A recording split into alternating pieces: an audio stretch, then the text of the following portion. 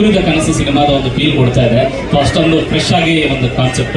So ಇವತ್ತಿನ ಕಾಲಘಟ್ಟಿಗೆ ಅಂದ್ರೆ ಮಕ್ಕಳು ಅವರ ವಿದ್ಯಾಭ್ಯಾಸ ಮಕ್ಕಳನ್ನು ಬೆಳೆಸೋದು ಅಂತಂದ್ರೆ ತುಂಬಾ ಅವಶ್ಯಕತೆ ಇವತ್ತಿನ ಜನರೇಷನ್ಗೆ. ನಿಮಗೆ ಕತೆ ಕೇಳಿದಾಗ ಹೇಗೆ ಅನಿಸ್ತು ಅಂತ? ಚಿಗುರಿದ ಅಂದ ತಕ್ಷಣ ಅದೊಂದು ಏನಂತೀವಿ ಬಾಂಧವ್ಯಗಳ ಬೆಸುಗೆ ಇದೆ. ಬಿಕಾಸ್ ಎಲ್ಲ ರೂಟ್ಸ್ನ ಹೋಗಿ ನಾವು ಮೀಟ್ ಮಾಡೋಂಥ ಒಂದು ಕ್ಯಾರೆಕ್ಟರ್ ಅದು. ಸರಿ, ಆ ಲುಕ್ ಬಂದಿದೆ ಅಂದರೆ ನಿಜವಾದ ಅದು ಖುಷಿಯಾದ ವಿಷಯ. ಯಾಕಂದ್ರೆ ಮಕ್ಕಳ ಜೊತೆ ಮಾಡಬೇಕಂದ್ರೆ ನಾನು ಮಾಸ್ಟರ್ಗಳು ಮಾಡಿದ್ದೀನಿ, ಮಾಸ್ಟರ್ಸ್ಗಳು. ಬಟ್ ಇದು ಒಂದು ವಿಭಿನ್ನವಾಗಿರುತ್ತೆ. ಅಂಡರ್ ಕರೆಂಟ್ಲಿ ಅವ್ನ ಮನಸ್ಸಲ್ಲೇ ಏನೋ ಒಂದು ಇರುತ್ತೆ. ಬಟ್ ಅದೆಲ್ಲ ಮರೆತು ಹೊರತುಪಡಿಸಿ ಅವ್ನು ಬಂದು ಅವನು ಆ ಜಾಗ ಬರ್ತಾನೆ. There will be one purpose ಇದೆ. ಸೊ ಇದರಲ್ಲಿ ಭಾಳ ಅದ್ಭುತವಾಗಿದೆ.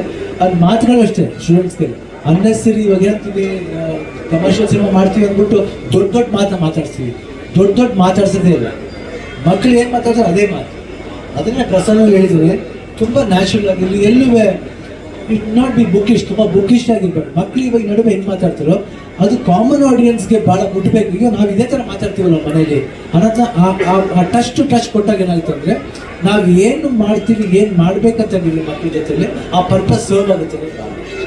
ಇವತ್ತಿನ ಎಜುಕೇಶನ್ ಸಿಸ್ಟಮ್ಗೆ ದೊಡ್ಡ ಪಾಠ ಆಗುತ್ತಾ A4 ಅನ್ನೋ? 100% ಆಗುತ್ತೆ.